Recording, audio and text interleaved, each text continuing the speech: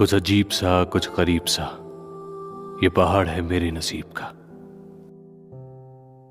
जहां कोई कश्मकश नहीं, कोई हलचल नहीं, सिर्फ ठहराव और सुकून।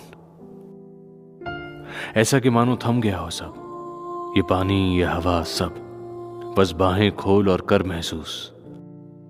ये जिंदगी जो तेरी ओर खुद ब खुद अपना सर झुकाए, बस यही गुजारिश कर रही है कि आ और भर ले मुझे बाहों में, और घुल जा मुझ में ऐसे जैसे किसी शरबत में मिठास।